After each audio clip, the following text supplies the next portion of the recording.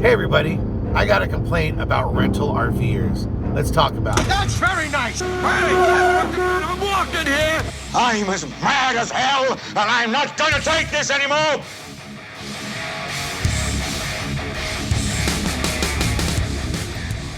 Two things I'm going to say. One, everyone needs to pull over if you're an RVer and you're holding up traffic.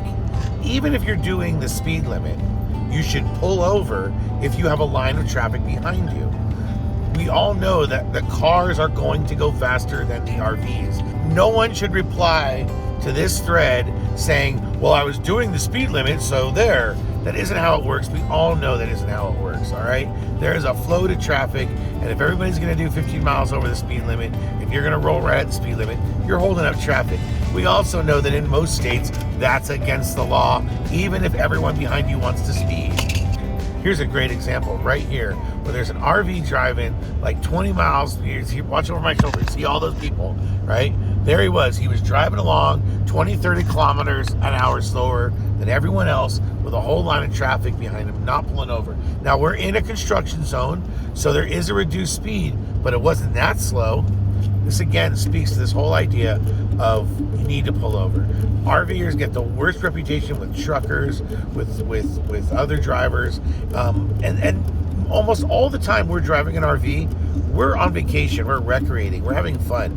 You know, we're likely not an RV trying to make it to, work on time or to, sometimes, there's a time crunch, but most of the time, come on, let's face it, if we're RVing, we've got a little slack in our schedule, we're taking it easy on a trip, and we shouldn't be the ones who won't pull over and add 30 seconds to our trip so that the 12, 14 people behind us can move on. So it's rude, it's inappropriate, it gives RVers a bad name.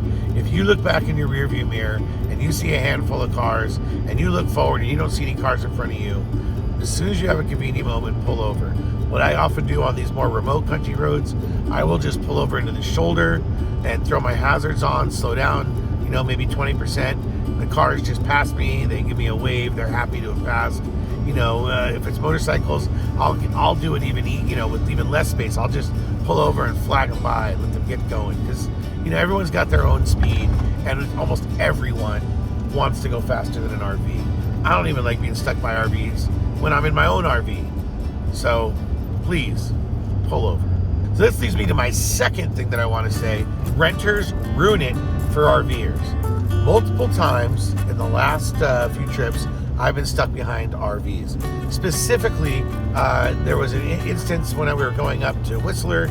I'd take my wife in for the CT scan, and as we're driving up north of Whistler to go to Pemberton, there's two renters in front of me, and I'm sitting behind them, and there's obviously a pair of rentals, like they're hanging out together, and they're driving 20, 30 kilometers below the speed limit.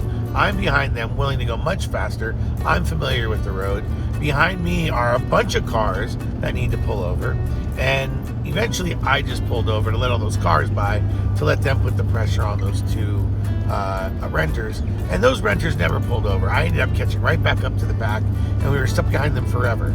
I encourage people when they're thinking about getting into RVing to go and rent. It's a little pricey. It's best if you got a few people doing it so you can all go in on it, like a boat or a big expensive Airbnb, right? But do it, try it out, go get a sense of what it's like. But man, are they terrible drivers. Man, do they make stupid mistakes. People who won't pull over and make room for faster drivers, they're the worst. They have no sense of when to pull over. They're driving white-knuckled half the time because they're out of their league. It's a challenge, man. I mean, I know we got to let everyone find their way. I know I encourage people to rent, but geez, I mean, it's pretty rough. I see them, parking badly. It's just, people are sort of fed up with RVers. A lot of people don't like, having to drive behind RVers when they're on vacation. As we know, there's more and more RVers out there every year. And now that we've seen the increase, those folks who are driving cars, they don't know the difference between a renter and an owner. And now with all the people renting their RVs privately, none of us really do. But man, when it's obvious when they're a rental RV and they're driving like morons, it's obvious to us, the other RVers, right? And it's giving all of us RVers a bad name. I don't know how to fix the problem, but if you're thinking of renting an RV for the first time, please watch a few videos on how to drive a Class C or how to RV, what are the tips to driving an RV. It'll go a long way in helping your experience, and it'll go a long way in making sure all of us RVers don't look bad. Don't forget to subscribe to this channel, like this video, Patreon link is below, and you can also check out this video to my left, this video to my right, this video up here to my right up here, and if you click this little round dot over here with a trailer on it, you can subscribe to this channel very easily. See you later, and remember, get busy living.